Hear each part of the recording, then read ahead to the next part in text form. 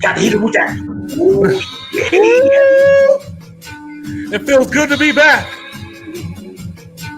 Let this ride out for a little minute.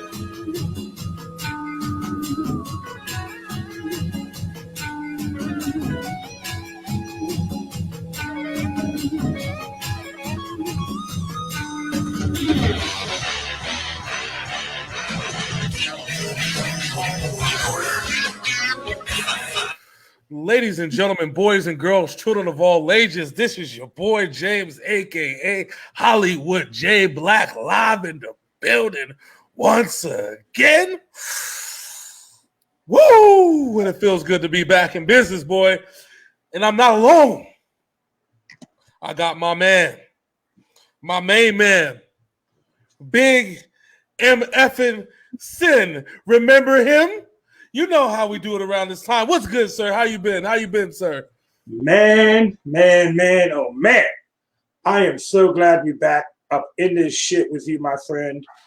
It is one of those things that we've been like, talking about doing, planning, canceling, talking, planning, canceling, talking, planning, canceling. Oh, we're just like Brock Lesnar. Anywho, let me just say something right now. I am glad to see you, my friend. We had a good conversation last night about the future of Sinful Black Entertainment. We got some stuff coming up on the table. We are not gone. We are here. We're not going anywhere. Exactly. And for those that have been living under a rock or a virus-free place, coronavirus has affected our daily lives. It has basically stripped my sports soul away from me. We were supposed to have a big grand debut on the 20th of March for the new version of the Overtime Sports Show. However, I had to become me and the missus had to become a stay-at-home teachers. God damn it! And so I had to go from being a podcast host and a sports show host and a wrestling host to a part-time teacher. Big Syn had to become a part-time teacher / full-time master of all things security. And we ended up where we're at, but it's okay. Back, I shouldn't have left you without a dope show to step two. Step two. What's good, Toby? How you doing, sir? Mr. Toby's in the building, and this is the Industry Outsiders Wrestling Show. That's probably the one thing where while everything else is stopped, wrestling has kept it moving. Yeah, let's keep it real quick. Okay, so everybody knows that the art of professional wrestling is scripted. So I want to get back into some fresh shit. I want you all to feel this. I want you guys to see this.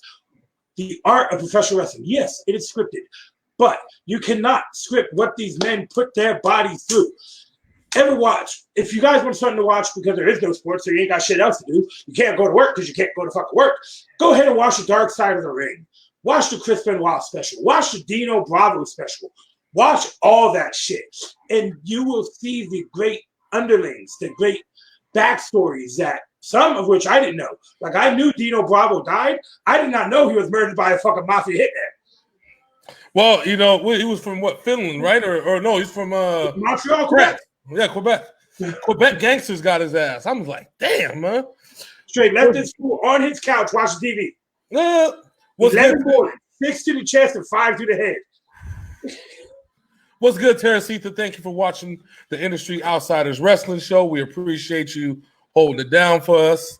So we're going to come back with this shit around WrestleMania time, but then we didn't know if WrestleMania was going to happen. Yep. We didn't know that any of it at all. I mean, between sports being, and this was like 2 weeks until WrestleMania. All this happened 2.5 weeks before WrestleMania was supposed to show up here in Tampa. I mean, I'm a good 50 miles away from Tampa, but we felt it right here because all the temporary workers, they got screwed over, they got fucked over. They lost all those jobs right there. We didn't know what was going to happen, so it was one of those things like, what the hell are we gonna do? You know, between having to shut things down from a financial perspective, it's probably Vince McMahon was probably like, what the hell are we gonna do? Okay, you booked Raymond James Stadium. You booked the home of the Tampa Bay Buccaneers, who just signed Tom Brady. You booked that house for WrestleMania. Mm-hmm. The biggest show. You threw the Fiend Bray Wyatt, give the belt to Goldberg, to have Roman Reigns fight Goldberg. Then, because of this pandemic, Roman Reigns has to pull out. Now, for some reason, because Roman Reigns chose his health over business, he's being written off to WWE like his name is Chris fucking Benoit right now. Oh yeah, we got to go straight into that. I mean, because that's where it starts. Before we get into WrestleMania and how it went down and how the current product is going down, let's drop some truth bombs about the current state of professional wrestling as it stands right now. Okay, let's start with I don't get how a company that says that they care about the health of their workers and cares about the health and well-being does the things that WWE has done over the last 6 weeks. We got our employees. We understand the nature of the business and blah, blah, blah, blah, blah, blah, blah. But yet they're written off Roman Reigns completely off a thing because he cares more about his health than the wrestling business, which because you should. His children. Exactly. And now, and what, it was about 30, 40 different wrestlers that were laid off. Okay, so I am on the side of those cuts needed to happen. The reason being is those wrestlers were not being used. They were just independent contractors who were being paid to do nothing. Yes, I know it was booking decisions that were not being used, like Rusev, Ryder, Hawkins, and these guys. The one that I don't think should have got fired is the referee who's been there for 30 plus years. That would hurt. Backstage stuff, they're all furloughed. They can come back if they want to, but until business goes back to having fans in the stadium, they have to run with a minimalist management system in the back. All right, so I get that. That's fine. The problem I have, with that statement as well, though, is these are talent that you still have to pay for 90 days. Okay, they're still getting paid regardless whether you cut them or whether they showed up to the show. Right? We're at that agreement. So now they're still being paid for 90 days. Your roster is depleted. And now you get subpar talent in the ring that can't even protect itself from making its own mistakes. The big case in point, the Viking Raiders. The Viking Raiders over the last 6 weeks in 3 of their matches have botched so much fucking shit on national television with big stars that I honestly thought you were going to talk about Austin Theory almost breaking Montez Ford's back by not catching him. No, I'm gonna get that, and that's another thing I want to get to. So then we have the situations like the Austin Theories, who hasn't been wrestling as long as guys like Angel Garza's been around for fucking ever, but he looks fucking in his early 20s. But people don't realize he's been wrestling since he's been fucking 13 years old. He's also like 33. Yeah, that's what I'm saying. Austin Theory is greener than Braun Strowman when Braun Strowman came into wrestling. Thank you. I understand with the WrestleMania moments, and I understand with the whole Goldberg situation and blah, blah, blah, blah. But this situation in and of itself was a perfect opportunity to try and see what you have as far as developing and helping out the same type of talent that Austin Theory is. You could have had developed with like a feud with a guy like Zack Ryder, or a feud with a guy, you know, like Curtis Axel. No, let's just say the name that's the elephant in the room. Rusev. Yeah, you can do that. These guys are consummate professionals, and you just let them go. You threw them into the free agent market with the hopes and prayers of maybe that when things die down and settle up, that they'll come back. The problem is you have now the other big elephant in the room with the other three initials called AEW, and even on a not just AEW. No, yeah, with the Marty Scurll is doing big things down in Ring of Honor. and they're owned by nationally televised company, Sinclair, and then TNA has started to actually come up with a decent product on the screen. They did until they put the belt on Moose. Oh yeah. Well, that wasn't the case a few weeks ago. Okay, okay, everybody flipped out about Tessa Blanchard winning the title. Yeah, Tessa Blanchard was a fighting champion. Tessa Blanchard also put on the performances, some of the best performances Impact Wrestling has seen since AJ Styles and Samoa Joe. Oh yeah. And now you got to put the title on Moose, a former NFL player who is known for working stiff and hurting people. Yeah. You put the belt on this man. My problem with Moose is that I like Moose, but my problem with him is that while he's experienced and developed his craft in ROH, he's still green as fuck. Okay, let's not get it twisted. It took certain people to get the most out of him, like the matches that Moose had with Uhaa Nation, known as Apollo Crews. Those were some good fucking matches, and that was because Apollo Crews, Uhaa Nation, was the consummate fucking professional. I feel bad for Apollo Crews right now. No, he finally got to a place in mind, but the word on the street is that he was supposed to be in this round of cuts. Okay, the locker room fought for him when these cuts start happening. The locker room fought for Apollo Crews. So Apollo Crews. The problem with Apollo Crews is fantastic athlete, fantastic wrestler, can do it all. The only thing he cannot do is cut a face promo.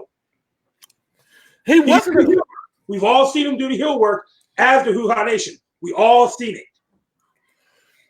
Uhaa Nation has been a heel / tweener in ROH. Like people love, like in actually other independent places, he's been a heel / tweener. I mean, people cheer him because of the shit that he can fucking do. But let's make no mistake about it. Uhaa Nation is a cocky fucking asshole at the end of the day under the shit, and that's exactly what they need to brought him up as. Which I'm hoping they do when he gets back from his knee injury. Which I know, so on Apollo Crews, the last 3 weeks before the knee injury, this man wrestled Aleister Black in a fantastic match. Yep. He took Aleister Black to the limit. Not many can do that. Exactly. And the best part of, go ahead. It's not for the Andrade, too. Him and Andrade just went to war. No, I know. And the best part about it is that they really emphasize the fact that Apollo Crews is a ring general. Like, they finally acknowledged this fact. And I was so happy that they did that. I'm like, Apollo Crews realized the shit that they did to this nigga, Aleister Black, in the previous matches, and brought it into this match and started working that shit and tearing the nigga apart that way. Apollo Crews is, to me, is one of the better wrestlers. I at least say top 10, top 15 actual physical specimen of wrestlers that the company has on their roster. And finally, Vince McMahon sees it. And apparently, once he gets done with this knee injury, it's a light knee injury that's only preventing him from being in Money in the Bank. But apparently, they're going to strap a rocket to him. There's even rumors that Apollo Crews might pull a Brock Lesnar and steal the belt on Sunday. There's even a rumor that he may, like, depending on the heel time, if he can get cleared by Sunday, that he'll be back. So, okay, in order for that to work out, so they had, with his injury, because nobody knew how bad it was when it happened. They just knew he couldn't stand up. Mm-hmm. They actually had to pull AJ Styles, who was supposed to be gone for 6 months. Yeah. after WrestleMania because he was going on vacation, and AJ is upset that his Good Brothers got released. Yeah. Gallows and Anderson, you saw the writing on the wall. I saw it. Everybody saw it that they were gone. Whether their contract was going to expire, whether they were going to be released, Gallows and Anderson will do much better things elsewhere. And not to say that their WWE run was bad, it just wasn't as good as it should have been. Oh yeah, no doubt. So they had to bring back AJ Styles. AJ won the Gauntlet match, a match in which Bobby Lashley actually wrestled some of his best matches in WWE since his return. Yeah. But then they did the bullshit DQ with fucking Humberto Carrillo. Yeah. And Carrillo finally beat Angel Garza. Yep. Beat Austin Theory. Yep. And when Carrillo was celebrating that he was going to Money in the Bank, all you hear is, "You don't want no." And the imaginary and the no crowd exploded when AJ Styles. No, I'm enjoying the no crowd stuff right now due to the fact you're really seeing the best mic work of the wrestlers and the worst, because the people who can't talk really can't talk. Toby said Brock Lesnar's intro lasts longer than his matches. Okay, I'm gonna defend. I'm gonna do this, James. I'm gonna defend Brock Lesnar right now. Oh, good, because I was going to too, but I'm gonna let you have center stage on that one. All right, Brock Lesnar. Whether he's damn full time, part time, whatever, when he shows up, the dude fucking shows up. It is not his fault that in Saudi Arabia, the Prince of Saudi Arabia just wants a squash match when he sees Brock Lesnar. Yeah. Why Ricochet did the job, which is why other people have done the job to him in Saudi. Yeah. When Brock actually feels that he is in a match with somebody his equal or almost as talented as him, the WrestleMania match should have been a lot better. Drew McIntyre is going to be a fantastic champion. Oh, yeah, no doubt. Unfortunately, he is the champion of the no-fan era of WWE. Yeah, true. But at the end of that match, when he threw up the 3, Jinder Mahal and Heath Slater, I love you guys, you know what I'm saying? But the thing that with Brock Lesnar is when he shows up, that motherfucker will show up. Look at the WrestleMania matches with The Undertaker, Roman Reigns, Seth Rollins. Look at these matches before you judge what Brock Lesnar does. I know. But there's certain matches, and I keep telling people, I understand the squash matches, and that's fine. But we can't discount 2 of his best matches that he's ever had, which was the Daniel Bryan match and the Samoa Joe match. And the AJ Styles match. Oh, yeah, no, definitely the AJ Styles match. But the Samoa Joe match really tested Brock Lesnar as far as I'm going to throw hands with a dude that's just about as good as me. Because let's go back. Let's dial back to that feud real quick. Samoa Joe popped his thing in the face on purpose.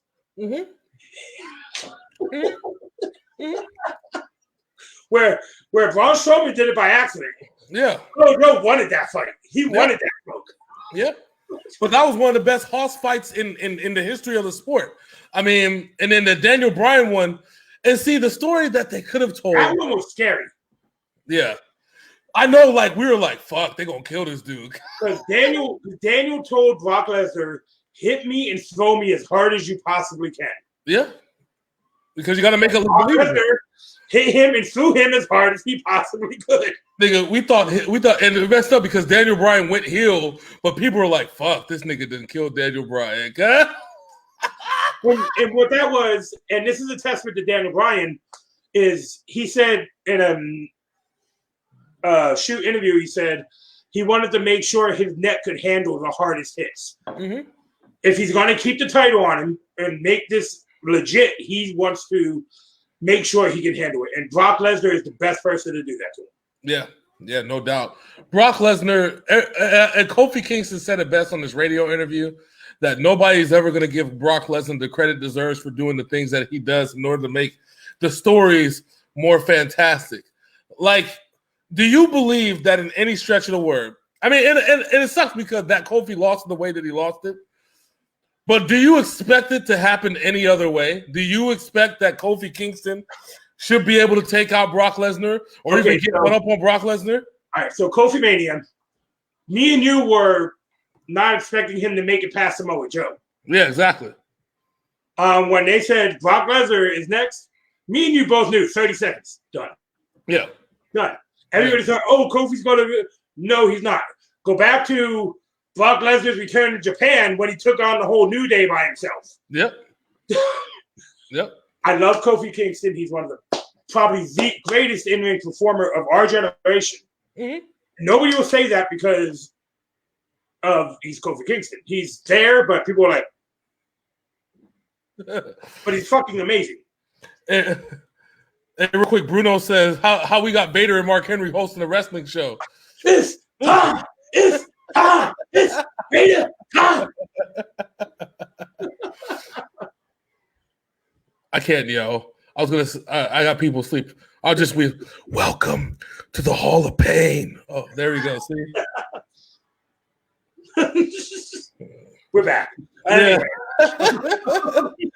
but no. In all seriousness, you can expect that match to go any other way. There's no way that match could have went any other way except for Brock Lesnar killing a man. There's certain matches. I mean, they could have had Kofi throw a Trouble in Paradise and then get caught in the F5, not just Brock being like, dup, dup, dup, dup. You know what's messed up? Because Kofi's the one he said he wanted the match the way that he wanted it. You know what I'm saying? He knew there's no way in hell that he stands toe to toe with that man. Exactly. And it sucks because we got the Cain Velasquez squash match that was Cain Velasquez was since been fired by the WWE. Yeah, it's because you know why though? Because apparently WWE felt bad, was angry that he lied about how bad his knee injury was. Wouldn't you be? Yeah, it would be. Yeah, pay this guy a bunch of money. Bring in Cain Velasquez and have Rey Mysterio hyping him up, and then Cain Velasquez can't walk after 30 seconds in the ring. Well, he injured his knee in that wrestling match he did in Mexico that was on pay-per-view 2 weeks prior to him signing with WWE. Well, that's what happens when Cain Velasquez tries to do a Hurricane Rana. You're a UFC fighter, Brock. You're not Brock Lesnar. And Brock Lesnar ain't trying to. Yes, Brock Lesnar will do a shooting star press, but he has that ability to do that. Mm-hmm. But ain't doing that shit now. He just kill you. That's it. That's all Brock Lesnar gonna do. He's just gonna kill you. All right, WrestleMania came. WrestleMania was fantastic. The Boneyard match, probably one of the best WrestleMania matches in a long time. And then the Firefly Funhouse match came the next day. It wasn't a match, but it was the best theatrical thing ever on TV. I call it the live deconstruction of Don Cena. That's what it was. You know what it was? It was, remember the self-destruction of the Ultimate Warrior DVD? Yes. This was the self-destruction of John Cena. Because the funniest things are, and if you want to go on YouTube, watch the Firefly Funhouse match, WWE Network, check it out. It is worth a watch. It's going to be confusing as shit if you don't follow the wrestling, where John Cena's career was The Fiend. But, so when John Cena was a young man, he came out and got in Kurt Angle's face, and Kurt Angle said, "Oh, what do you got that makes you better than anybody else back there?" And John Cena said, "Ruthless aggression." And that's the start of John Cena. Then John Cena choked on his own gimmick. Yep, pretty much. And he was about to get fired up until he heard him freestyling in the catering room. Yes, and then it was a wrap. No pun intended. It was history. That's what that was. People can say what they want about John Cena. Did he need a heel turn? No. Did we fans want to see one? Yes. But the way the Firefly Funhouse match broke down, they went back to that match. John Cena comes out in his fucking skippy ass short shorts with his fucking little damn haircut, and he's like, "Ruthless aggression." Tries to hit Bray Wyatt. Bray Wyatt's like, "Nope." It's like 3 or 4 times. Then Bray Wyatt did the best thing ever. He started singing the Bella Twins theme song to John Cena. You can look, but you can't touch. I was like, wow, damn. And then it was the 1980s, brother. And you had Bray Wyatt and his tag team partner, what was his name? Roscoe Hardmeat? No. Johnny, what is it? Johnny Big Meat or something like that? Johnny Big Meat. We'll just call him Johnny Big Meat. So Johnny Big Meat was basically Hulk Hogan. Yeah. Bray Wyatt was basically Macho Man Randy Savage. And John Cena could not stop lifting weights. To the point where his arms went numb and he couldn't move them anymore. Yes. Which was also a hidden, it was also a hidden double entendre for, I can't remember what they said, but it has something to do with the fact that because he couldn't lift his arms, he couldn't carry something. I can't remember, but it had a meaning. Everything in that match had a meaning. Okay, and that's what I want to get to. It was he couldn't carry his gimmick. Yeah, there you go. Yeah, then it happened. We see New World Order. Our theme song at the beginning of this show. Bray Wyatt is Eric Bischoff. John Cena is Hulk Hogan. And the crazy part about it was, and that was also a hidden double entendre because it was supposed to, like, that's what should have happened after that WrestleMania match, where Bryant won and got John Cena over to the dark side, and Bray Wyatt would essentially been the Eric Bischoff, and John Cena would have been the heel guy. You know what I'm saying? Like, when John Cena said the infamous words that Bray Wyatt's not good enough. Yeah. Yep. And went to bury Bray Wyatt, and Bray Wyatt took 5 years to get himself out of that. Yep. And that's where this match ends, because at this point we have now The Fiend holding John Cena and Sister Abigail. Yep. And John Cena's words coming back to haunt him. Yep. And that moment is what made that match so fucking good. Yep. Yep. At the end of the day, it was just one of those things that I felt like it was the John Cena retirement match. You know what I'm saying? It should be, but I still think they want to put one more title on him so they can get Ric Flair off of their back. Yeah, probably. The crazy part about it is, for a man that carried WWE for so long, I guess that would make sense, but I don't know. We'll see. We'll see how it goes. John Cena's out doing big things in Hollywood right now.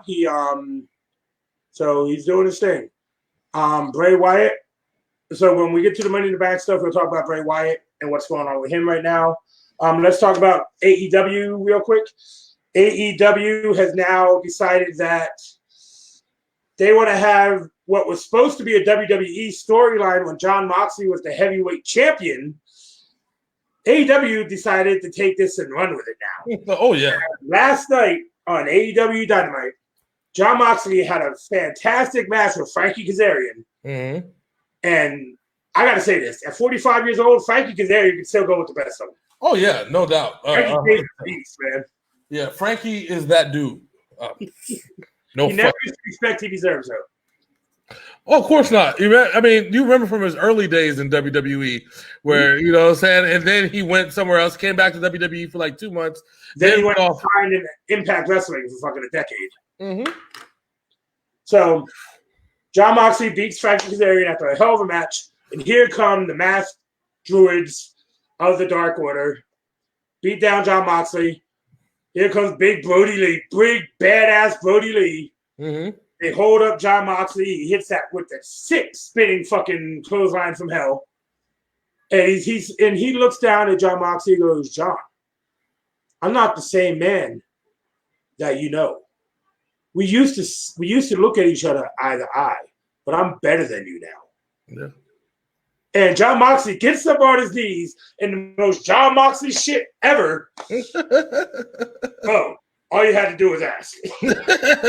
They proceeded to boot the shit out of him, and then the damn Dark Order beats the shit out of him.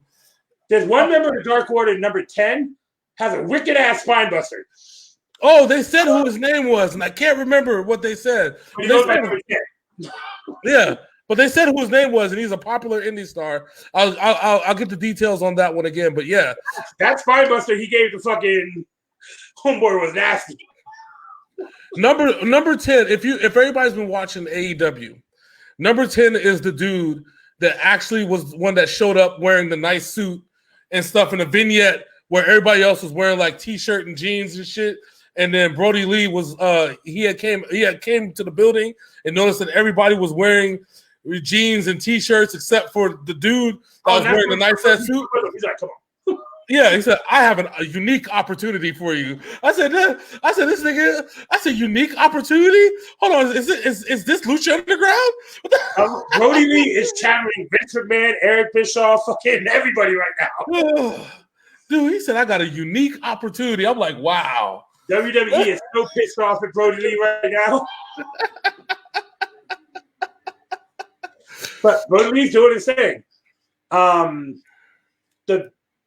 The fact that Broken Matt Hardy is back is fantastic. His shit with Chris Jericho has been fucking fantastic. Oh, you know what's going to though, like Chris Jericho in the Broken Universe now. This is, oh man, this is. Dude, have you been watching the Bubbly Bunch? That shit is fucking. If you guys have not seen it yet, go on YouTube, put in the Bubbly Bunch, and just watch the fucking shit. The fucking Inner Circle's getting into. It is the funniest shit in the world right now. I swear AEW's internet shit is literally top notch, head above any other wrestling company in the world right now. They just know how to have fun. That's all they're doing is having fun. Between being the elite, the road to whatever pay-per-view they're going to, and the Bubbly Bunch, and AEW Dark. And oh yeah, definitely AEW Dark. It was crazy to see 2 weeks ago Cody Rhodes wrestling a dark match. I was like, wow. Oh, let's talk about Cody real quick. Cody and Joey Janela went at it. Oh yeah. But then, what do you? Okay, so I have to ask you that Double or Nothing, the TNT World Title between the Murder Hawk, Lance Archer, another guy who the WWE said fuck you to. Mm-hmm. Against Cody Rhodes, and now after Britt Baker for some reason DDTing Brandy and Jake the Snake bringing a python and dropping it on Brandy. Where do you think Cody Rhodes' head is going to be now, heading into this match with Lance Archer? This is going to be something else. My problem with Lance Archer did to Dustin. Oh, I know. These two, I swear, it feels like Lance Archer and Cody Rhodes, they have that fight forever feel, right? And they haven't even fought. The funny thing is, the only match I've ever had was Hardcore Holly and Cody Rhodes against Lance Archer and fucking some random motherfucker. That's what I'm saying. They've never fought one-on-one. And for them to be like fight forever, like, okay, I'm here for it. Now, Lance Archer is a big fucking dude. This dude is a monster. It's crazy to think that WWE, who has a penchant for loving big men, right? You know what I'm saying? Like, but if you remember Lance Archer when he was in WWE, he was what, 23? Mm-hmm. His upper body was not developed yet. He was still long and stringy. Yeah, but how many big men at that place have they been able to develop to be big, badass big men? Like they've done. Lance Archer at the time did not have a personality. They didn't need to. Just have him come out and kill somebody and smile. That would have been what he went to New Japan for, and that's what he did for 5 years, and earned the name. The Murder Hawk, yes, I know. Of the Murder Hawk. Japan will do that to you, okay? I mean, it will. I mean, let's be real. With Kenny, remember what the big difference between WWE Kenny Omega and AEW Kenny Omega happened in Japan Kenny Omega. Okay, that's where Japan Kenny Omega, where New Japan was like, get yourself over. Yeah. Which is also, I'm praying listen here, Canadian, get yourself over. I'm really, really hoping that Heath Slater goes to New Japan. I am praying. I know you are. And I see, yes. I don't think, okay, so New Japan, because AEW already said they're not interested in them. Ring of Honor is interested in them. They turned Juice Parker into a fucking star. I mean, Juice Parker, they turned CJ Parker into Juice Robinson and made him a fucking star. And then they tried Moxley rip his eyeball out. I mean, you gotta have. Well, this is John Moxley we're talking about. I mean, that's not even the worst that happened to him. Remember, he had to fight Okada and Tanahashi back to back. So, I mean, Juice has. He had so much potential until Kevin Owens in NXT. Yeah. When he broke Kevin Owens' nose in Kevin Owens' debut match, and Kevin Owens damn near killed that man in that match. Yeah. That's when the Juice Parker shit was done. But it was the best thing going, the environmentalist shit with the signs and shit. But you do not fuck with Kevin Owens. Hey, I think breaking the nose made even Kevin Owens more badass when he did it. I'm sorry. He should be thanking him. 20 minutes. He should be thanking Kevin Owens should be thanking CJ Parker for making his in-ring debut at NXT more badass than it already was. No, you know who Kevin Owens should be thanking for making it badass? Who? Neville for dropping the title to Sami Zayn and then Sami Zayn dying at the hands of Kevin Owens at the same pay-per-view. Speaking of which, where's Kevin Owens? So I know a lot of people are confused about.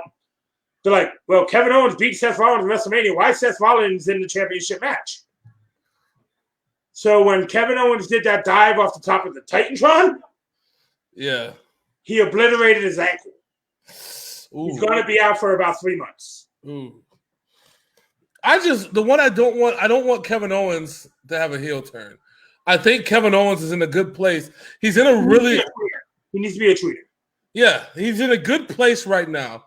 To where, like, maybe hell, even have him sneak off with the money, have him limp up to a Money in the Bank and then run off with it for a few months. Well, I wish we could do that.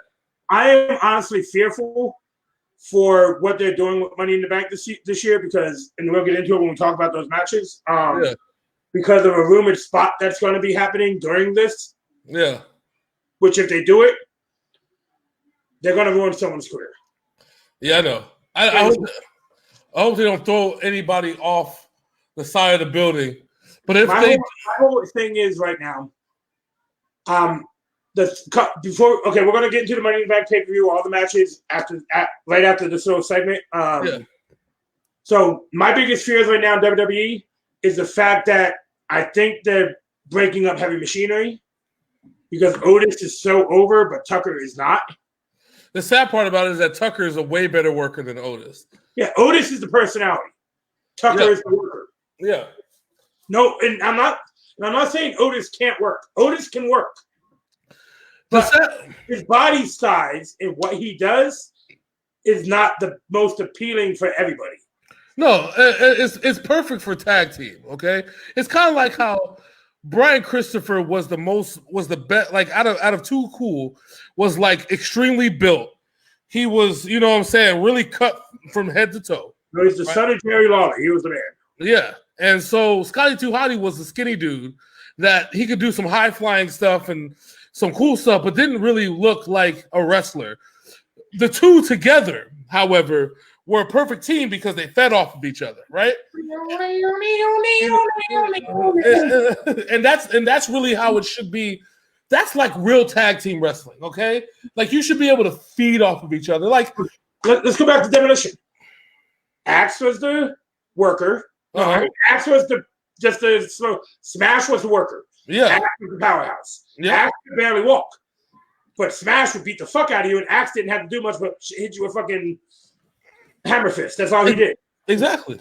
I mean, the best tag teams have a guy that does something specific and another guy that does something specific. You know who's another one that you can talk about? Who? The Brainbusters. Yeah. Blair and Anderson. Tully Blanchard was not a great wrestler. No, not at all. Anderson is a great wrestler. Yeah. I mean, shit. Anderson and Paul Roma. I mean, they when they did that too, when they were together too. Fucking Paul Roma and Hercules. Power and Glory. Even the Dudley boys at some point.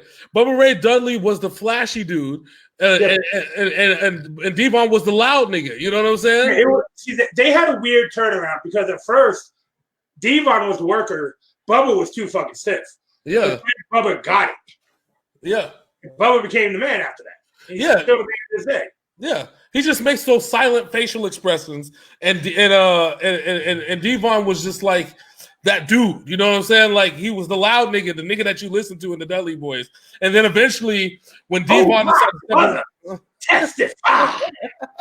and then when Devon decided to step away from wrestling, Bubba Ray took actually the personality from his partner and brought it in when he became a singles wrestler. When he fully became Bully Ray. Yeah. And so, I mean, I hate, and this goes back to the podcast, the Talk is Jericho podcast, where they talk to the Revival or the Revolt now about tag team wrestling. They're going to blow up when they get to AEW. Oh, they will. They will. Oh, he said, oh yeah, Toby said you had the Bushwhackers. Dude, was it Luke? Luke was the worker. Butch could not do shit. Yeah, it could not shit. It punched the shit out of you. That's about it. You know what I'm saying? He'll lick you, bite you, punch you, and leave. That's what he'll do. Thank you. Work for it. And that's just what it was. And so, but yeah, so the Revival, Revolt, whatever you want to call them, their whole thing, I'm just going to call them FTR. FTR. So their whole thing was this about wrestling. Okay, the reason why they left, not because they wanted money, not because they wanted power, but they felt that WWE didn't treat tag team wrestling the way that they felt that it should be treated, which was extremely serious, especially if you're going to have them as tag team wrestlers. Okay. They felt that WWE didn't care, mainly after they saw Braun Strowman and a 12-year-old kid win the tag team titles. And no, we're not talking about Landon Fire here. No. We're talking about a referee's kid. Yeah, and that's it. And so that's when they determined, when they saw that, that's when they decided that they were going to leave. And WWE still has the problem, even though I would say up to recently they start taking the tag team division seriously. Kind of. But now they're in a position where, with the pandemic, they can't even have like the triple threat tag team matches because there's too many fucking people around. Well, right now, we got some bad news regarding tag team wrestling in the WWE. It's Jimmy Uso is out until next year. Yeah. So we will not have the Usos this year, which sucks because they are the highlight of the tag team division each and every time they're on a card. Yeah. Which is sad. I wonder if Jay's going to get a push. I don't know. Because they don't want to be singles wrestlers. Exactly. Over and over again. Yeah. Although, you know what? To be dead honest with you, though, I can see Jey Uso as a mid-carder. You know what I'm saying? He can work. The dude can work. Yeah. But I think mentally, he doesn't want to do that, which is why whenever either one of them gets hurt, you don't see neither one. I know. I just think that I would have Jey Uso because Jey Uso's the one that's married to Nikki, right? So as far as that's what I would do. I would do that. Like, I know it sucks. I understand it sucks because that's your brother. Not only just your brother, but your fucking twin brother, okay? Like, I understand that, and I get that. I think, though, that if he's going to be out for 8 months, you could put a really good storyline together for the reason why Jey Uso should be wrestling for the next 8 months. You know what I'm saying? As far as a singles wrestler, with Nikki as his manager, you can have him getting attacked or something. Like, he could accidentally get put into a mid-card picture. You don't even have to necessarily, you know what I'm saying? You don't have to make a storyline where it's like, it's my time now, blah, blah, blah, blah, blah, where you got to throw it all out the window. He can accidentally put this nigga into what they got, the U.S. title? Is that what the belt is on SmackDown now? The Intercontinental. Intercontinental. You can accidentally put him into the Intercontinental scene, okay? Like he come out and just, say that, I represent my brother, I represent my family, they'd be like, oh, I'm going to go away for a while. And then who's the IC champ now? I forgot even who the IC champ is. It's Sami Zayn. Oh, yeah. And where's fucking Sami Zayn? Letting Shinsuke and Cesaro do all his dirty work? God, I feel like this is the end level of Double Dragon where you got a Bobo and a Bobo and you got to beat both these niggas just to get to the boss. Well, the fucked up part is Drew Gulak damn near beat both these niggas to fight Sami Zayn for the Intercontinental title. But see, and there you go. Perfect. Thank you. So you can have Sami Zayn be like, Jay, Jay, you're all alone. There's nothing you can do. Just take this beat down like a man. You're just the wrong man in the wrong way. And then have them niggas try to take out Jey Uso, pretend like he's gonna be out just like his brother, and all of a sudden Jey Uso just comes out, super kick party on everyone, challenges Sami Zayn for the title. Sami Zayn doesn't take him seriously. You know what I'm saying? Because he's like, you're nothing without your brother. That would be the thing. You can jump this nigga every week and press on Jey Uso and say you're nothing without your brother for weeks. And then all of a sudden, in the shock fluke victory, Jey Uso wins the Intercontinental title. You know what I'm saying? Dude, I just booked your whole storyline for the next year. I want your honest opinion. Uh-huh. Do you think so? They're going forward with this, from what I was reading, but they are going to allow Drew Gulak to bring his own copyrighted thing into the WWE, the Team Catch. Yeah. And it is going to be Drew Gulak, Daniel Bryan, Chad Gable, and Matt Riddle. Oh, that would be awesome. I would be down for that. But part of me, see, I like that. But let me tell you what I like even more. The other theory that somebody just threw out here, that WWE actually threw out its own, threw this out there for consumption. CM Punk being the hacker or behind all this hacking shit. And I said, if that's the case, especially with everybody decoding the voices as both Chad Gable and Mustafa Ali, what if you had a team of, you have CM Punk as the voice of Chad Gable and Mustafa Ali, the voice of the hackers? They could be anonymous, you know what I'm saying? They could just spell it a different way. I was thinking about that, but I didn't involve Chad Gable into that one. I involved because one of those guys is from Chicago, just like Mr. Punk. Yeah. And that is Mustafa Ali. Yeah, no, very true. I think CM Punk could be Mustafa Ali's Paul Heyman. Oh, he could. Definitely. And if you ever need to do the work. And if you ever need to put hands on body, a quick GTS to somebody outside the ring, throw him back into the ring, like a GTS, throw him in the ring. Mustafa Ali hit the fucking 045. Exactly. Good. But well, okay. All right. So because I want to talk about something with Mustafa Ali. I do have an idea in my head about it, but it's gonna have to wait until we get to the main event of the Money in the Bank card. So let's start talking about Money in the Bank. It is this Sunday. It is supposed to be live. I think it's being pre-recorded because of what they're doing.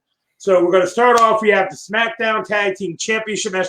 Now, this pay-per-view is taking place on top of WWE corporate headquarters. Yeah. So the first match is a four-way tag team championship match. They are actually going to have all four teams in whole together. So we have the tag team champions, the New Day, taking on the Miz and Morrison, hey, ho, ho, taking on the Lucha House Party, who's been impressive the last few weeks. Yep. And the newcomers, the Forgotten Sons. Oh, yeah. I was like, wow. I was really impressed with the Forgotten Sons. You know, I've always liked them, and I felt that they should be tweeners. I felt that we don't really ever have a tweener tag team. It never makes sense, right? No, FTR, the Revival will probably be that team. Yeah, because people love the Revival, but when they talk their shit, man, people love to hate the motherfuckers, right? The Revival and Elias should have just became a clique. Because I know. When they start talking, it just fucking... Well, they ruined it with FTRKO. I loved FTRKO, and they should have never broke it up. You know what I'm saying? FTRKO was probably the most brilliant thing, and they could have really involved FTRKO in the whole Edge feud. Because you imagine Edge having to fight off the Revival and Randy Orton during the Falls Count Anywhere match? That would have been so fucking entertaining, man. Come on now. You could have got Christian involved. Uh-huh. Thank you. Hell, you could even have a Gangrel appearance. Pay the nigga a few dollars. I wanted to talk to you about that, too. Did you think it was tasteful for them to reenact the Chris Benoit hanging during the fucking Edge Randy Orton match? Oh no, that was fucked up. That was pretty fucked up. Well, it also happened the same week Dark Side of the Ring came out. See, you think that's bad, but see, you knew that they were capable of this when Vince McMahon on live television during the Triple H, Thank You Triple H show talked about the Katie Vick incident. You should have known. Okay, so that's for people who are new to wrestling and don't know what the Katie Vick incident is. The Katie Vick incident is this. There's a storyline where Kane murdered his ex-girlfriend. They did a scene where Triple H dressed up as Kane, got naked, got into the casket with the deceased Katie Vick, and proceeded to take Katie Vick to Pound Town. Oh, sorry, my bad. But the more fucked up part about that is, how about the cheap shot of, well, at least that wasn't as bad as, hey, Bailey, this is your life. At least he said it's not Bailey's fault, by the way. At least Vince McMahon at least threw that one out there. I think Vinnie Mac was drunk. That's why he sold the 1 million shares. He's like, you know what? Fuck it. I'm going out on my ass. Fuck it. Here he goes. This motherfucker came out. So Triple H was burying everybody with his golden shovel. Vince McMahon came out with the platinum shovel. He's like, you suck.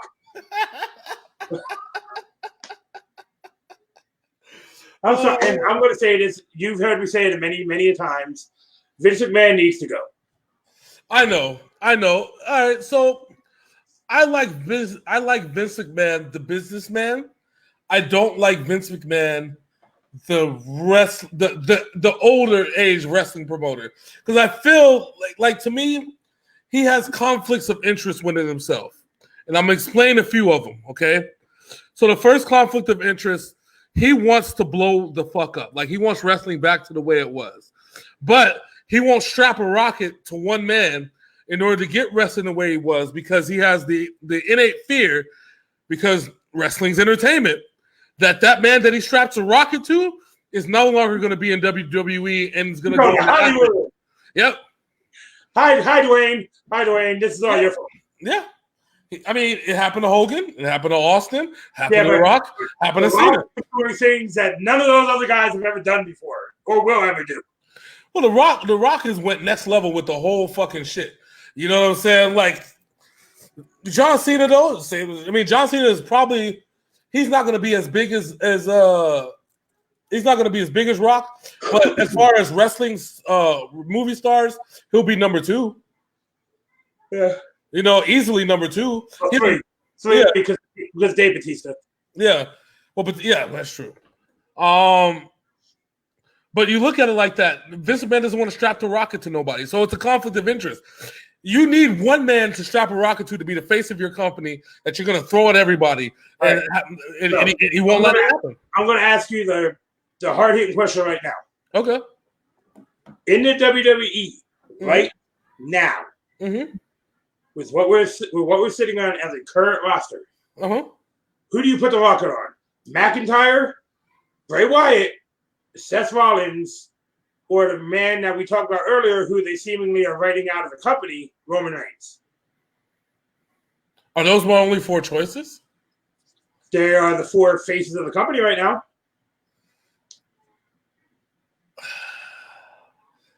Or give me a wild card. The man that's been doing it on a lower level, but doing it for everybody else and still doing it for everybody else, The Miz. And I know people are going to laugh at me when I say this, but hear me the fuck out. Right now, on the roster, who is the biggest, and this is not, who's the biggest star on the roster right now as far as anything outside of the wrestling bubble? The Miz. Yeah. I mean, he's been doing it. I know people can I throw a little salt on here real quick? Yeah. So the Fiend's whole gimmick was he changes you, correct? Yep. How weak of a mind does the Miz have that he changed after losing to Bray Wyatt, not the Fiend? Well, the Fiend stalked him so bad that he lost to Bray Wyatt. That's what happened, okay? Bray Wyatt hit him with 2 moves. It was mental. It's mental, sir. Mental. Okay, keep going. Okay, so anyways, yes, he changed. Yes, he changed back into the Miz and Morrison days. I know he went all throwback on us. I get that, okay? But he's still rocking a Naruto headband for some fucking reason. But he's literally your biggest star. I'm surprised that he hasn't won a WWE title again as a heel. I think he's still one of the best heels in wrestling. He's basically the prototype of what MJF is today. Okay. But he's also very personable. One of those guys that's a really good talker. One of the guys you could put in any show, whether it's a talk show, a sports show, it could be a soap opera or whatever, and you have him guest star on it, and he would be that dude that you be like, the Miz is the face of the company. Okay? That's who really should be. He's the perfect golden boy that Vince McMahon has always wanted, but Vince McMahon won't do it because he doesn't believe in the Miz. I think he feels that after he was outshadowed by John Cena and The Rock at the WrestleMania where he beat John Cena, you know what I'm saying? Are you talking about the match that set up The Rock versus John Cena for next year? Yeah. Yep. I mean, that's how I feel though. Like I really feel that was at some point what should have happened. The Miz is that dude right now. I love Bray Wyatt. I think Bray Wyatt fits that role of the Undertaker right now. Okay, the guy that he's mythical. He's a mystical creature that you need to not take kayfabe away from him, because I feel if you take kayfabe away from him, you're weakening him, and that's why when Bray Wyatt does interviews, he does it as Firefly Funhouse Bray. You know what I'm saying? Like he's that mythical of a creature. So then let's talk about Roman Reigns. Roman Reigns has had opportunity after opportunity after opportunity, and always something happens. And it's not. Do we go back to what John Cena said to him? Yeah. The reason I'm still here is because you can't do your job. Yeah, I mean you could say that. I just hate that. See, Roman Reigns would have been better off not fighting Baron Corbin. You know what I'm saying? I think that whole feud that elevated Corbin to another level. Yeah, but see, to me, Corbin is not like, I don't know, man. Like Corbin's had some of his best matches in the last 6 months. Yeah, but at the expense of deflating other people, man. Like Roman Reigns should have didn't had a title shot between that time. Dude, Roman Reigns fought Corbin the day after he beat Corbin. Fucking got the King of the Ring. That's how long they were fighting. I know that, but at the same time, we're also talking about a time when the WWE wrote themselves into a corner with the Fiend beating Seth Rollins for the title. But that was on SmackDown. I mean, that was on Raw. No, that was on Raw. But then they put Brock Lesnar on fucking Raw and moved the Fiend to SmackDown. Yeah, but they had a hole between April to fucking August to make this decision what they were going to do with Roman Reigns, and they didn't do any of that. Roman Reigns fought Drew McIntyre for 4 months, which it made both men. You know what I'm saying? He fought him from that time at WrestleMania all the way up until that time that the shit happened with Baron Corbin. Fought him for 4 months. I mean, what they've done with Roman Reigns is a tragedy, and they've also booked themselves as Roman Reigns is the badass of the company, but he's not a Stone Cold Steve Austin badass, and he's not as cocky as The Rock badass. He's not an Undertaker. He's not the fucking Undertaker. Who the fuck is Roman Reigns? That's the question that we should be. If Roman Reigns is the big dog, we got to go back to the John Cena comments. Yeah. You're here to be a John Cena copy. Yeah, but we knew who John Cena was.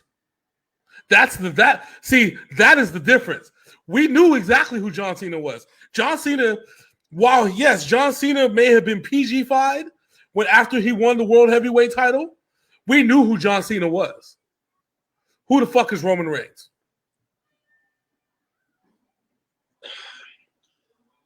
I think where they went wrong with Roman was automatically turning Samoa Joe, ending the feud with Samoa Joe so quickly. Yeah. With the whole Rowan shit. Mm-hmm. Because the feud with Samoa Joe was going fantastic with both of them. Yeah. Because you got a real Samoan badass and Samoan Joe with Roman Reigns. Yeah. And Joe's another guy who you might be able to slap the rocket on his ass because he ain't leaving wrestling industry. But we know who Samoa Joe is. We know who Kevin Owens is. We know who Daniel Bryan is. We know who Sami Zayn is.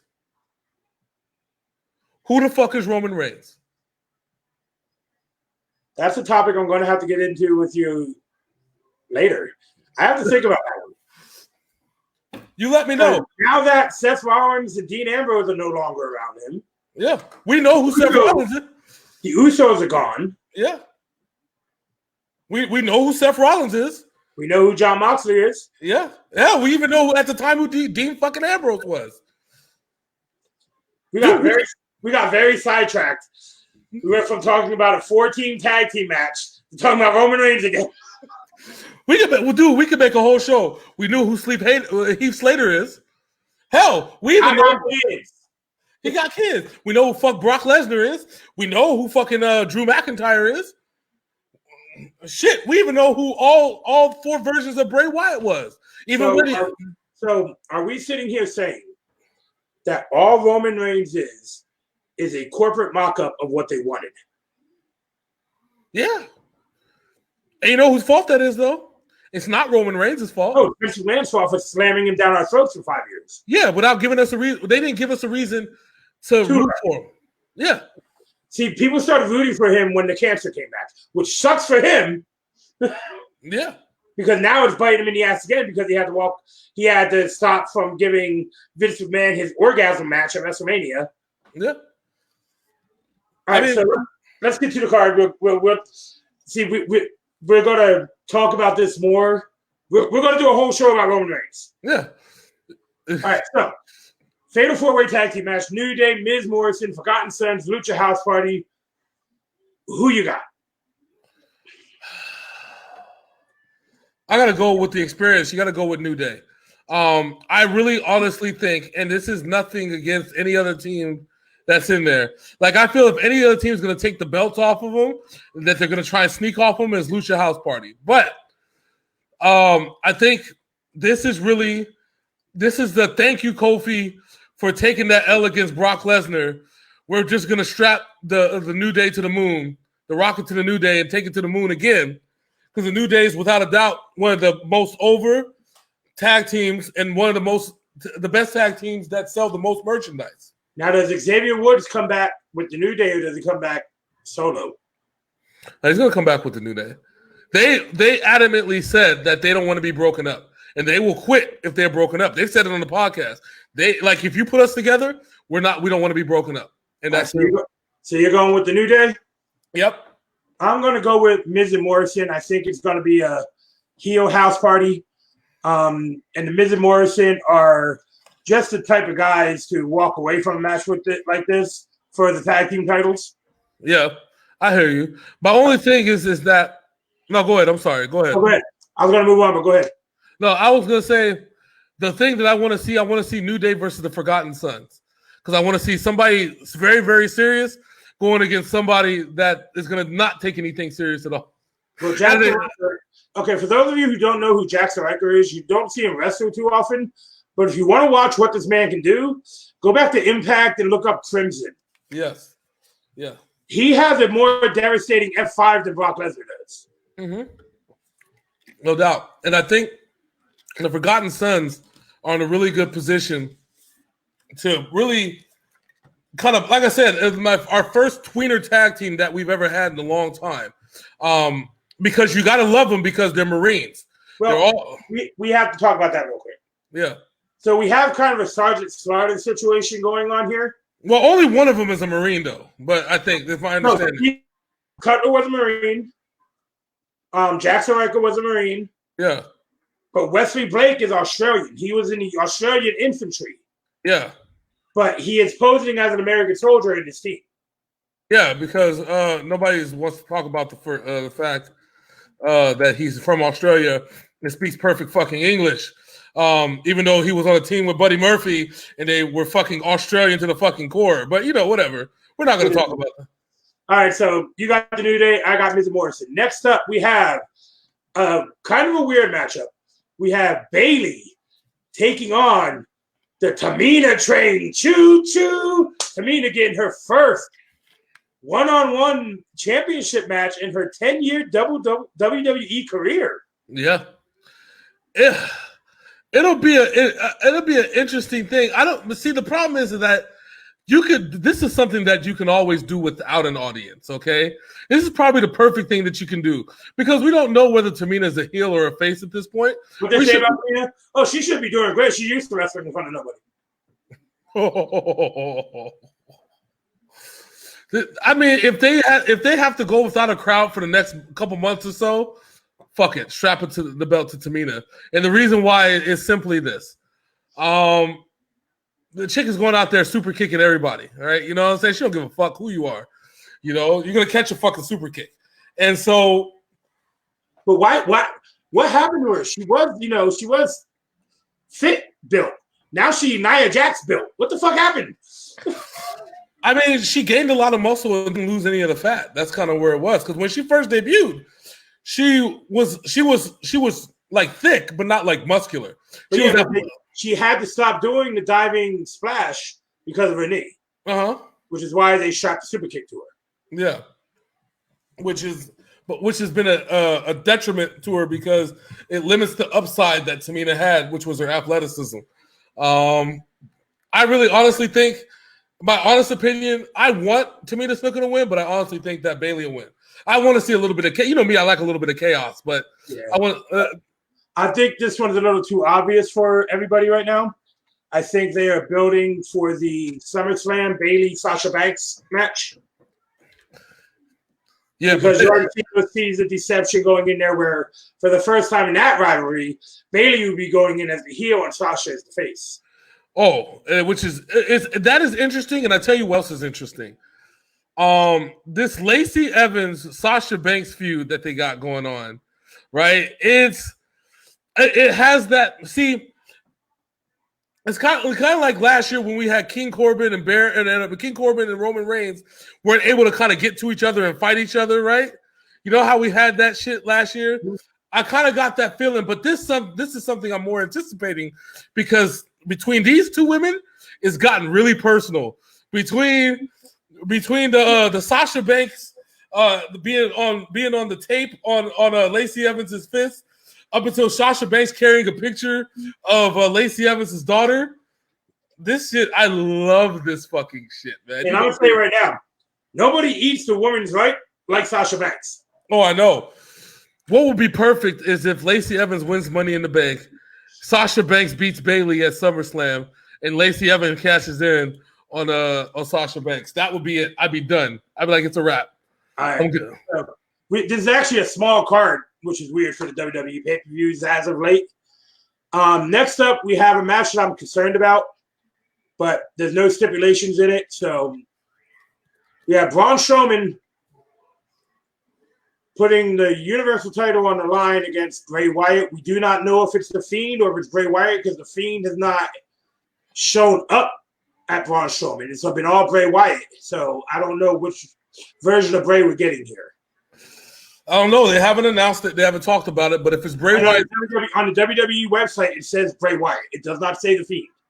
So we might be getting Bray Wyatt, but it's an excuse to bring The Fiend back. You know what I'm saying? For another match. It's an excuse to have a second match and not make Braun Strowman a paper champion and take the belt off of him after the first defense. So quick. Because, okay, so I don't know if you knew this or if people watching knew this. The original plan for WrestleMania was Reigns Goldberg. When Reigns pulled out, it was supposed to be Jeff Hardy taking the belt off of Goldberg. Yeah. Jeff Hardy said he wasn't comfortable doing it right now because he's still going through his own shit. Matt just left the company. So they told Braun to go out there and told Goldberg to do the job. Yeah. So. Now, that would have... See, I kind of wish Jeff Hardy would have took it due to the fact because then we could have worked. Then they could have had the super work with Bray Wyatt because he works in that fourth wall. Yeah, it could have been like, your brother abandoned me. Yeah, after making me see myself, he abandoned me. Yeah, they could have done that. You know what I'm saying? Oh, yeah. I think that's something for the future. Yeah, Jeff Hardy. Oh, yeah. And there's a lot that they could have done. There's so much that they could have done. I mean, they could have really gotten to the addiction story. And that would have, you know what I'm saying, depending on how comfortable or uncomfortable Jeff was with it. But with the vignettes that they've been doing, I think Jeff is very open with talking about it. Yeah, they could have said, "Let me take the." They could have had Bray Wyatt been like, "I can take that addiction and that pain away from you." You know what I'm saying? You can step into the fun house and all your pain can go away. I can take the sadness of your brother abandoning you from and bring you to my world, the funhouse. And they could have actually introduced Brother Nero. Yeah, against the Fiend, which I can see at SummerSlam. Book it now. Yeah, but it's actually interesting because this Jeff Hardy Sheamus dynamic that's coming. That's going to be some good TV when they start getting in those matches. Because they had good matches before. Yeah, they did. They did. And don't forget, Jeff Hardy is the one who kicked Cesaro's teeth out of his mouth. Yes. Let's not forget about that. Oh, I know. I can't. All right. Braun Strowman, Bray Wyatt. Who do you got? I got Braun Strowman. I think he's going to at least be champion for 2 or 3 months, possibly till SummerSlam. I'm going to go with the disqualification victory for Braun Strowman. It could be. I don't think he pins Bray Wyatt. Or he could get disqualified himself. Beat the shit out of Bray Wyatt and then sets the Fiend out for good. Yeah, like have everything go dark and then the Fiend appear.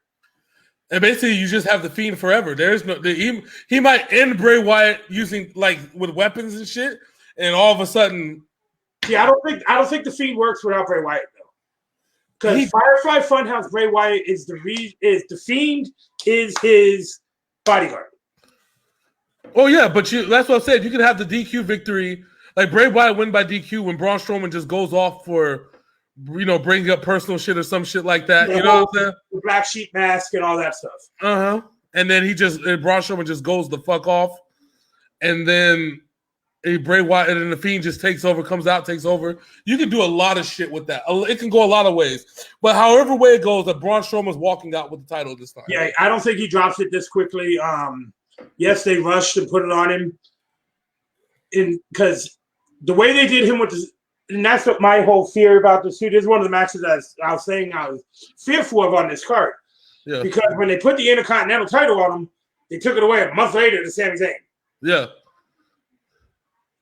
Braun Strowman has never had a lengthy title run. Tag, Intercontinental, or anything. So see, this is this is a Diesel situation. That's what I feel this is. And unfortunately he's a placeholder. Yeah. And it's sad to think that, but I mean, because this is the title that should have been Braun Strowman's 2 years ago, during the Braun I'm not finished with you Strowman run. You know what I'm saying? His run with Roman. Because like I know that he should have beat Brock Lesnar because he was the only one that took the F5 in stride and got right back the fuck up. Until their 1-on-1 match, it only took one F5 to put him down. And that's when they ruined. To me, that's when they ruined Braun Strowman. Like, I don't know how anybody else feels. To me, that's when they ruined the man, the myth, the legend. Because you had this man going toe-to-toe with Roman Reigns and these two motherfuckers killing each other. All right? And then all of us... For a year. Exactly. Had them killing each other. And then all of a sudden, when he finally gets the shot to go against Brock Lesnar, you're just like, 1F5 will do. All right, next up we have the WWE Championship match. We have Big Daddy Drew McIntyre taking on Seth Rollins, which I think this might be the match of the night. It will be. I think that instead of a squash match, you're going to see more of what the Roman Reigns versus Drew McIntyre epics were. I think we're going to see the Tyler Black Drew McIntyre stuff from Ring of Honor. Oh yeah, that'll also be fun. This is gonna be some really good stuff. And I'm surprised they didn't run with the whole the Seth Rollins, Drew McIntyre, how when they had beef that Drew McIntyre always got one up on Seth Rollins, or how Seth Rollins used to get one up on Drew. And I think, they didn't even mention that, like they used to have beef. They could have very easily. Oh, they could have. They're so invested in this Messiah thing with Seth Rollins that he's no longer taking on personal vendettas. He's now taking on people who he thinks are not good enough. Yeah. which I'm fine with, but that could have been the reason why he could have thought that is good enough. It's like, I conquered you, I beat you, I know you're not good enough to hold this WWE title. You know what I'm saying? I slayed you. He could have even said that. I would have been perfect words. You know what I'm saying? I Drew McIntyre. 3, 2, 1, boom, right to the fucking. Exactly. And I feel so bad for Buddy Murphy because he has eaten some fucked up claymores over the last few weeks. Dude is the MVP of eating shit. Let me tell you, he's eating. Buddy Murphy. I want him to go back into a feud with Aleister Black because that was Aleister Black's best fucking work. With feuding with Buddy Murphy. I'm really surprised that Buddy Murphy isn't in his damn Money in the Bank match. He was supposed to be, but then they were like, well, we're gonna bring AJ Styles back. I would have had Buddy Murphy in there and would have had him and I could have had Murphy beat Mysterio because Mysterio doesn't need this run. I know he doesn't. He doesn't. I love Mysterio. I still love Rey Mysterio. Yeah. But he doesn't need this run. So who you got? McIntyre, Rollins. McIntyre very easily. I got Big Daddy Drew also. Like I don't see him after taking out Brock Lesnar. I don't see him losing the title for a minute. No, I don't see him dropping it till maybe next year. I think he's going to be a year-long champion. It's going to have to be. The people love him. He is a fucking machine. Yeah. He's beloved, and people believe in him. This is what we wanted, as fans. Okay, so this past 2 Mondays ago, Jinder Mahal made his return. Mm-hmm. Jinder Mahal looked fantastic in his return. And people were already, SummerSlam, it's going to be Jinder Mahal, Drew McIntyre. Drew McIntyre was very open and honest on the bump last week.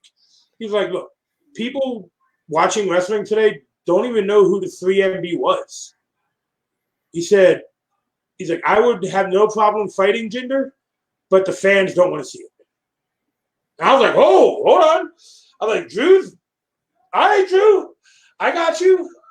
Well, here's the thing: unless they book Brock Lesnar again, given as many people as they fired, they might not have a choice. They might have booked themselves into a place or cut that into a place where this might be the only match that might be on the card on SummerSlam. Not only, but the only logical option for the WWE title is Jinder Mahal. Yeah, but then what you got to do is rehire Heath Slater and have him do a 3MB triple threat match, baby. Which is why they shouldn't have fired him to begin with until that match happened. But whatever, it's cool. I'm not sure. So we both got Big Daddy Drew. So James knows this. I was not a fan of Drew McIntyre when he was the chosen one. I told you he was too pompous for his own good, and he even admits that too. Yeah, sucks because I love him. Way too arrogant, and I know that's what he was supposed to do because that's what Vince told him to be. But sometimes you need to take control of your own character. Ask Steve Austin. True. Well, I love Drew McIntyre when he was the chosen one. I thought there was more that he could have done, though. You know what I mean? But it took him getting fired for him to realize my body size ain't right for my height. Yeah. Because he came back twice the size that he was when he was fucking the chosen one. Oh, yeah. Of course. Of course. All right. So the 2 Money in the Bank matches, they're going to be going on simultaneously, which is a weird decision to make anyway. Because what happens if one of the men go up and accidentally grab the women's Money in the Bank?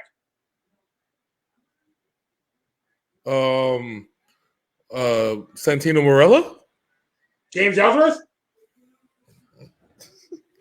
All right, so we'll talk about the women's Money in the Bank first. We got Shayna Baszler versus Nia Jax versus Asuka versus Dana Brooke versus Lacey Evans versus Carmella.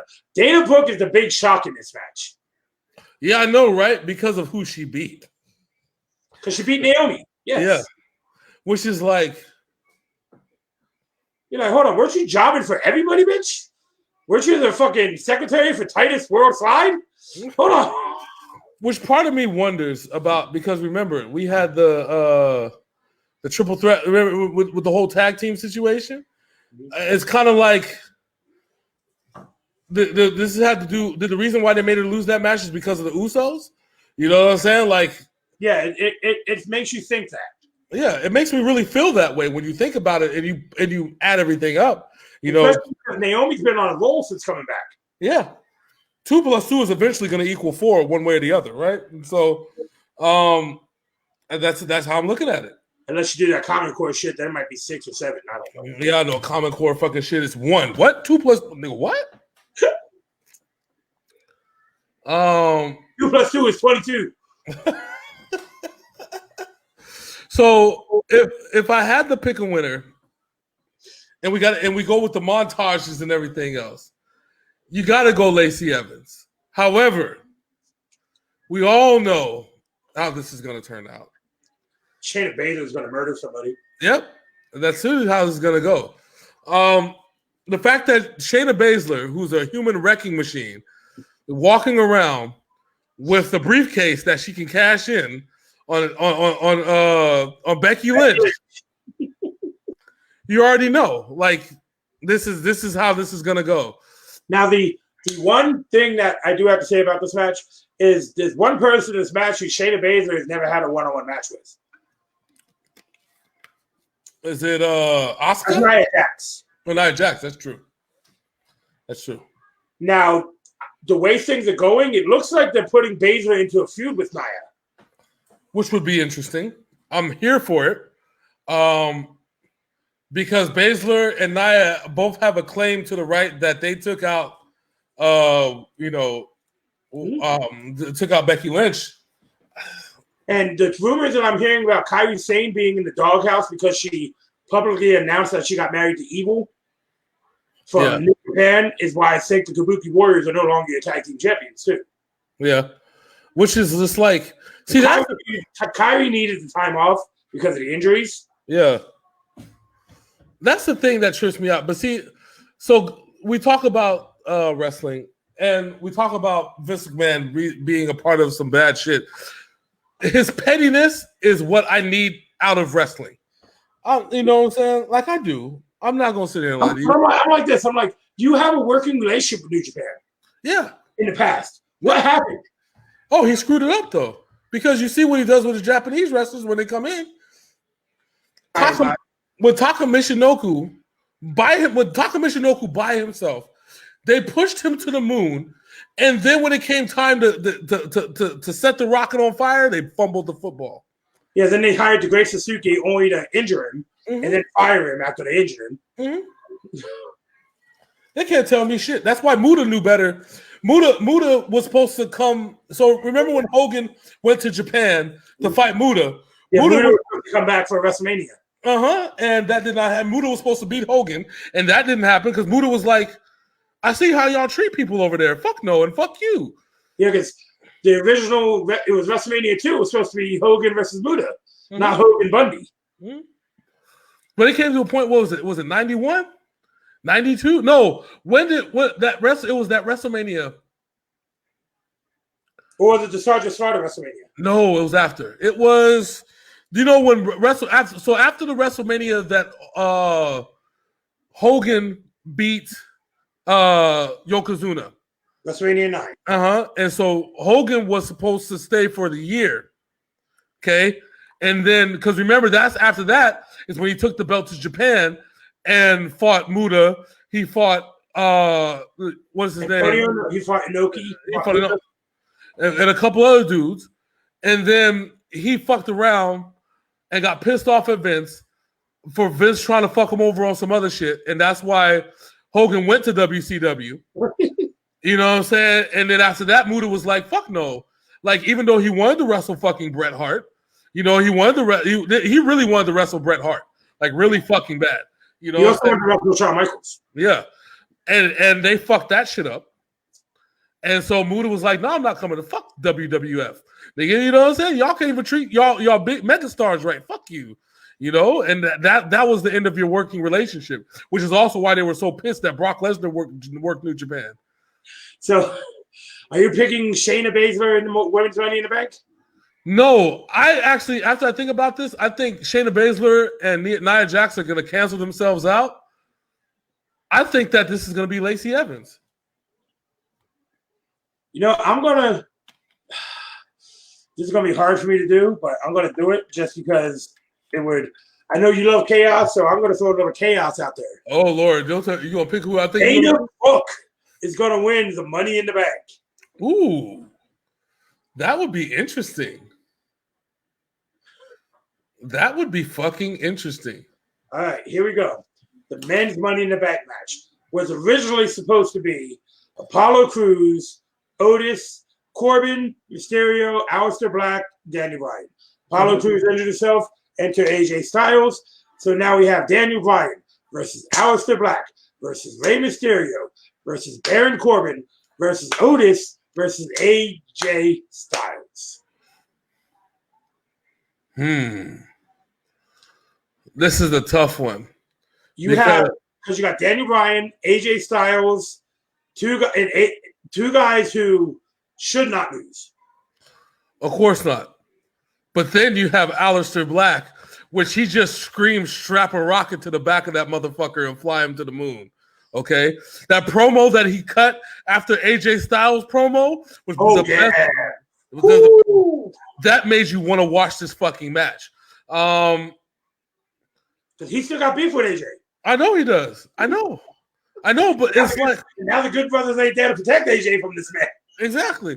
Like, dude, this is your next megastar right here. So, like, you have that waiting in the wings. You have Otis. You have Otis and Ziggler, who to me is that beef is still gonna have to resolve itself. So you got to cancel Otis out of that one. Okay, what about Corbin? That's the wild card in this one because WWE is known for somehow, some way, weaseling Corbin into situations and forcing his evilness down our throats. So it's kind of one of those things that he does sell it well. He does. Don't get me wrong, but he's like one of those asshole bad guys. He's not one of those like cool bad guys. You know who he reminds me of? To be honest with you, and this is going to be high praise for Corbin. King Harley Race when he was in WWF. Oh God, yes. Just an asshole doing shit to people. Or when William Regal was the king of the ring, the evil king. Yeah. Thank you. I agree with that. Another person that he does remind me of, oddly enough, you remember the old Grinch movie from 2001? Yeah. So you remember the mayor who was a fucking dick? He was the fucking mayor of Whoville. Mayor Whoville? Baron Corbin is the mayor of Whoville. You got to think about this. Baron Corbin legitimately injured Elias. Yeah. So that might come back to haunt him. Yeah, because Elias, I think, got cleared. Yeah. So it leaves your Money in the Bank in the hand. Here's my question. Since Corbin threw Elias off of a stage, was Corbin going to be the one going off of WWE towers? Oh God. That would be insane. At the hands of Elias? That would be fucking insane. Or Otis just murdered Dolph Ziggler just to murder Dolph Ziggler? What if Otis and Dolph Ziggler murder each other? What if Otis and Dolph Ziggler started teaming up? Oh God, no. with Mandy Services, you know what I'm saying? And Mandy and Sonya that's gonna be brutal when those two finally go. Oh, I know. So you got Daniel Bryan, AJ Styles, who are hands down the two best wrestlers in this match. Aleister Black is very close. You have an aging Rey Mysterio, you have an evil king, and you have a guy who shouldn't be there. So your money, you got to give it to AJ Styles. It's the one thing that out of everybody else, it's either AJ Styles or it's Aleister Black. And you can see AJ Styles and Aleister Black feuding to keep and that'll keep what's his name busy until he can cash in the Money in the Bank. So I want to go AJ Styles.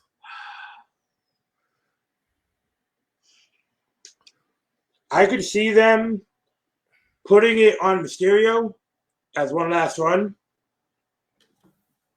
Mysterio is the odd man out in this situation because he's not going to be able to do anything to Otis.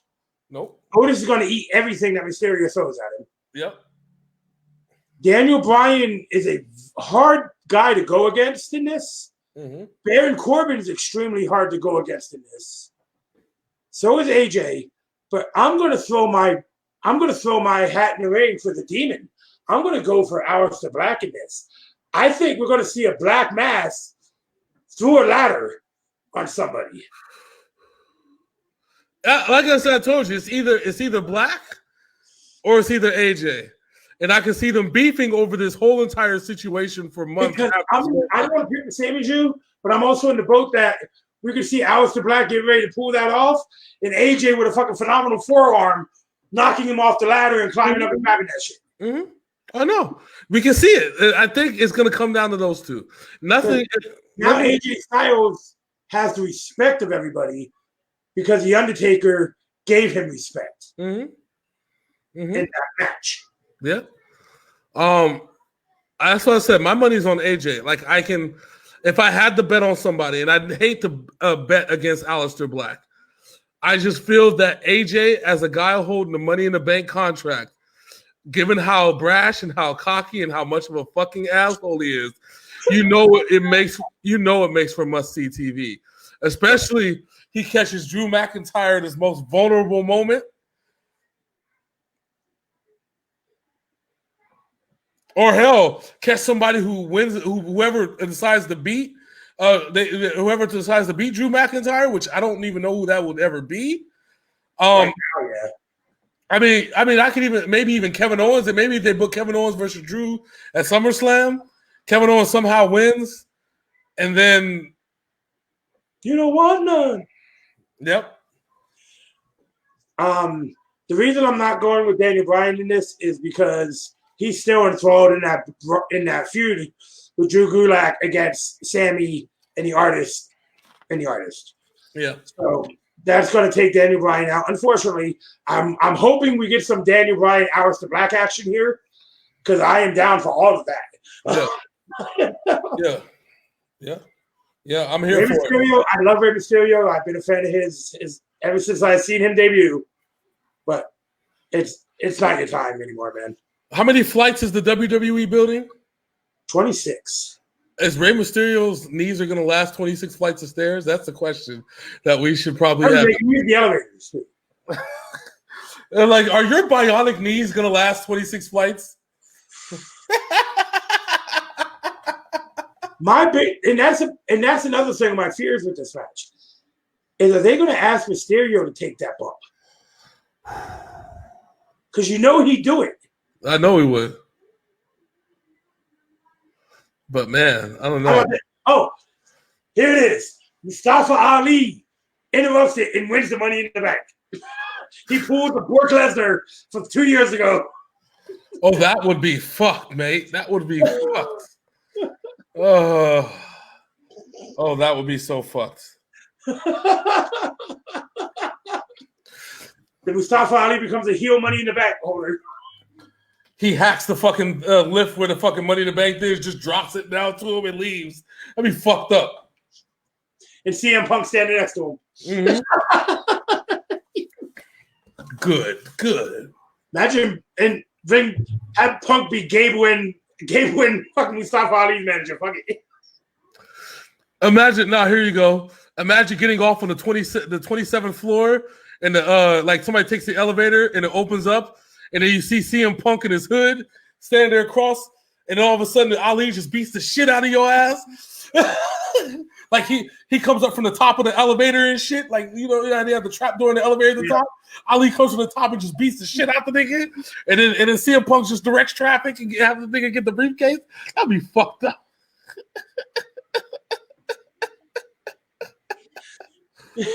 Oh, shit. That would be fucked up. But for an hour and a half. I would love it. Hey, if CM Punk came back as a manager, I would fucking love the shit out of that. I don't even need a nigga to wrestle no more. Just pay this nigga a few million a year to be a fucking manager. Nigga, I bet you everybody tuning in, the ratings to go fucking skyrocket through the roof. CM Punk starts his own Dangerous Alliance. He just calls it Chicago made, nigga. That's anybody. Chad Gable, Jason Jordan. I would love it. I'm down for it. I'm here for it. I got Jason Jordan. He can't wrestle again because of his neck. I know, poor dude. He just wastes the fucking talent. Dude, son, even though Chad Gable looks like Kurt Angle. But you're the black guy. You're Kurt Angle's son. I mean, when they made him Kurt Angle's son, it was a bunch of things that we had to take and consider. First, Vince McMahon really wanted to. I think Vince McMahon has jungle fever. Let's start there.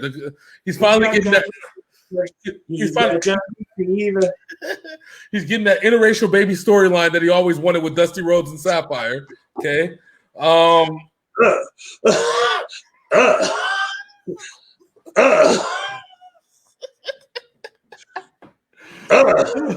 a whole lot of polka dots. I don't want to see you shaking, baby. He's finally getting what he wants. So I don't know. All right. So, would you like to tell the homies what's going on here at Sinful Black before we bounce? Yes. So, working on some magic. I'm working on committing to you guys for a Overtime Sports Show re-debut date. Apparently, we're going to find out some news later this week regarding the return of Major League Baseball. The return of NBA practices are tomorrow for a few places. They released some NFL schedules.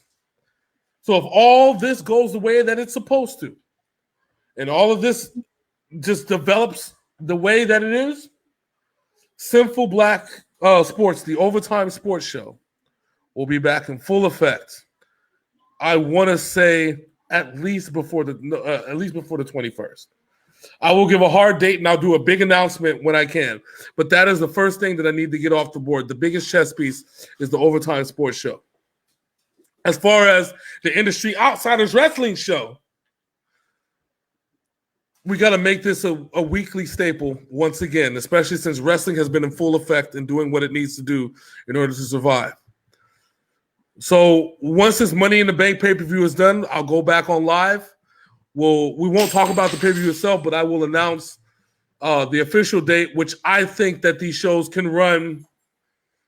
We can run these shows either Saturday or Sunday, especially because the last show of the week is on Friday. I think we should go back to the Saturday afternoon. Yeah. So we're gonna look at that. Just make sure that everybody's good with that. I'm happy with it.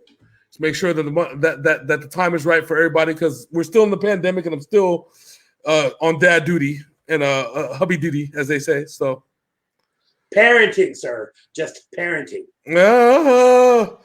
I hate that word. No, I hate the parenting word. Don't say that P word.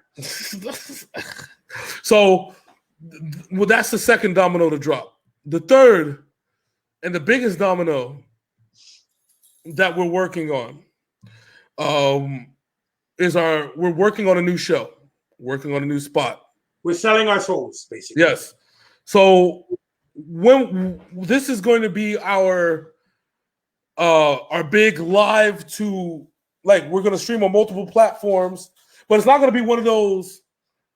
Actually, I didn't want to make it live. It's going to be pre-recorded. It's going to be our video reaction shows to our music videos. We're even going to post those on Instagram, too. Yeah. You can post 10-minute videos on there, so they're going on there also. Yeah. So it's going to be our quick, 10 to 20-minute video on talking about music videos. We're going to review them. Me and Big Syn's opinion. This will be our series that we're working on. We're going to test run that. See how it goes, and if y'all love it, we'll just keep it pushing and keep it moving. So if you guys want to, the first 10 episodes, I'm picking 5, he's picking 5, we're going to do our thing. Mm-hmm. After those first 10 episodes, if you guys want to, send us suggestions on what you want us music video-wise to react to. It doesn't matter the genre, doesn't matter the age. We will give you honest reactions. Yeah. We could even talk about videos and see if they still stand the test of time. What's a good one to try that on? What? Peter Gabriel's Sledgehammer. Oh, we could do that. Why don't you call my name? Ow! We're gonna be a sledgehammer. I'm here for it. I'm down for it. And I think that all of that I'm here for. So those will be coming out in the next couple of weeks. We're gonna probably record those sometime this weekend, maybe, or next week during the night. I don't know. Yeah, we'll figure all that part out. Don't y'all stress about that. We got that. We'll let you know when they debut. And they will be on the Simple Black Entertainment Facebook page, YouTube page, Instagram, Twitter. Wherever we can throw it at you at is going to be on there. So, don't stress about that. We got y'all. But we want to do this show tonight to let you guys know that we are both doing well. Mm-hmm. We're both healthy. We're not sick. We're good. We did not stop just to stop. We took a break. I needed it mentally. Because if you guys notice, even the gaming stuff has slowed down. The only consistent thing going with the gaming is our WWE 2K Fantasy Universe, which is fucking brilliant. Yeah. That's better than the real wrestling.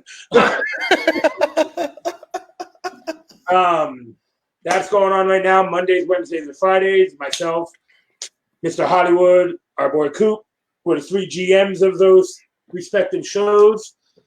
That's consistently dropping 3 days a week. We have our big pay-per-view coming up in 5 weeks, SummerSlam. So Mr. Black's going to have to give me 3 matches that he wants to be at SummerSlam. Coop will give me 3. I'll have my 3, and it'll be a cross-branded.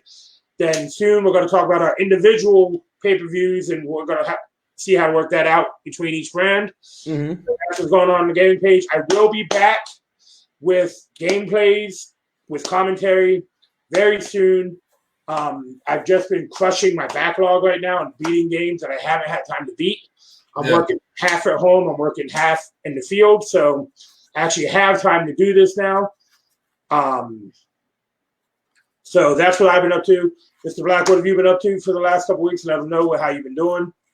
Between Division, which has caused my Xbox to say fuck you, Dragon Ball FighterZ,